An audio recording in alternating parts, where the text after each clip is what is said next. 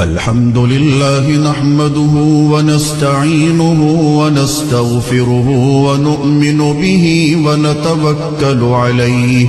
ونعوذ بالله من شرور أنفسنا ومن سيئات أعمالنا من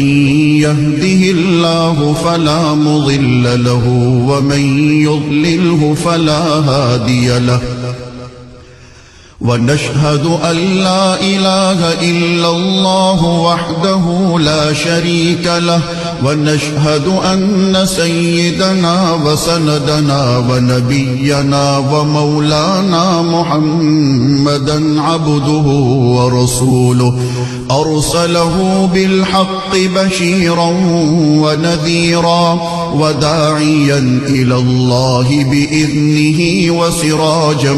منيرا وصلى الله تعالى على خير خلقه محمد وعلى آله وأصحابه وبارك وسلم تسليما كثيرا كثيرا. أما بعد فأعوذ بالله من الشيطان الرجيم. بسم الله الرحمن الرحيم. إن الله وملائكته يصلون على النبي يا أيها الذين آمنوا صلوا عليه وسلموا تسليما.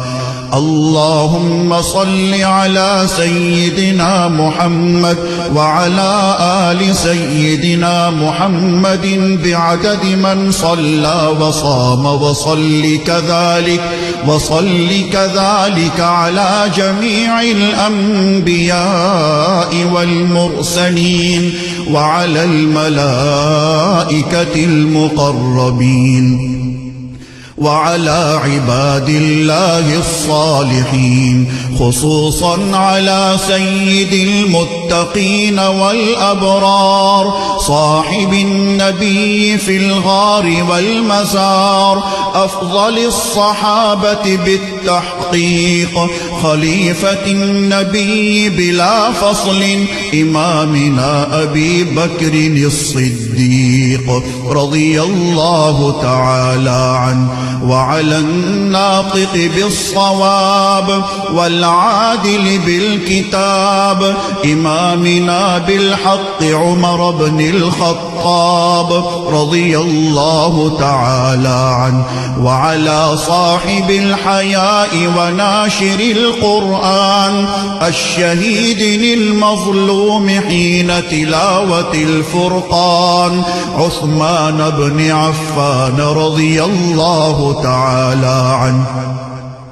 وعلى صاحب السيف والقضاء وناشر العلم والهدى أسد الله الغالب إمامنا علي بن أبي طالب رضي الله تعالى عنه وعلى السيدين السندين السعيدين الشهيدين أبي محمد الحسن وأبي عبد الله الحسين رضي الله تعالى عنهما وعلى سيدات الطاهرات بنات النبي المصطفى وأهل بيته المطهرة رضي الله تعالى عنهن